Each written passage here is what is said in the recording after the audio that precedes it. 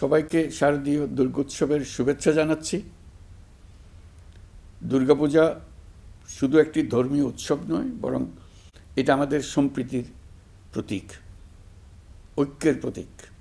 সনাতনী ধর্মবিশ্বাস মতে 10 পূজা দুর্গার কাঠামোতে দেশ ও জাতির সব ধরনের ঐক্য ও সংহতির প্রতীক আছে। লক্ষ্মীর ধন সম্পদ, সরস্বতীর জ্ঞান, কার্তিকের বীরত্ব আর গণেশের সাফল্য এবং 10 ভুজা দুর্গার অসীম শক্তি সম্মিলিতভাবে সমস্ত অশুভ শক্তিকে পরাজিত করে। এর মধ্যেই ঐক্যবদ্ধ জাতির চিত্র আছে।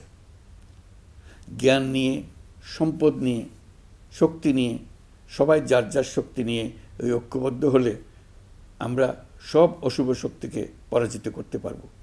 কারো সাধ্য নাই আমাদের দমিয়ে রাখার।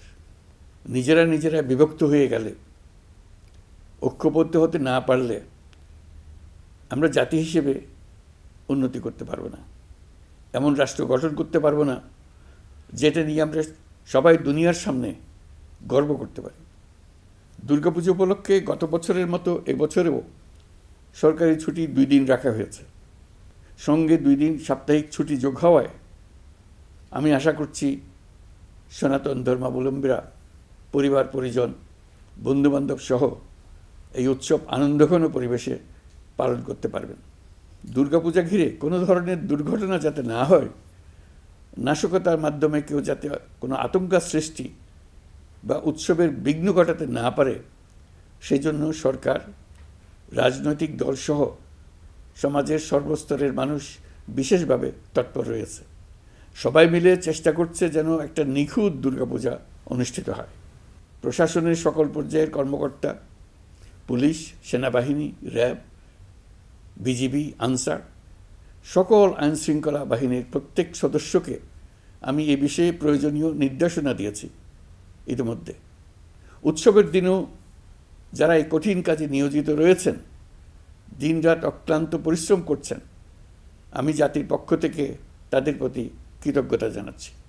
জাতিসংঘের অধিবেশনে যোগ দেওয়ার কারণে আজকের এই উৎসবের দিনে আমি সশরীরে আপনাদের সামনে আসতে পারিনি, তবে আমার শুভেচ্ছা ও অভিনন্দন আপনাদের সাথে রয়েছে। জুলাই গণ অভ্যুত্থানের মধ্য দিয়ে আমরা বৈষম্য ও দুর্নীতিমুক্ত একটি সমৃদ্ধ দেশ গড়ার যে অগ্রযাত্রা শুরু করেছি, তার সফল বাস্তবায়ন করতে হলে ধর্ম, বর্ণ, ভেদাভেদ ভুলে সকলকে একযোগে কাজ করতে হবে। সকল অশুভ, অন্যায় আর অন্ধকারকে পরাজিত করে ঐক্য সম্প্রীতির জয় হবে। বাংলাদেশ এগিয়ে যাবে কল্যাণ ও সমৃদ্ধির পথে। সৃষ্টিকর্তার কাছে এই প্রার্থনা করি। সবাইকে আবারও শারদীয় দুর্গোৎসবের শুভেচ্ছা জানাচ্ছি। মহান সৃষ্টিকর্তা আমাদের সহায় হন।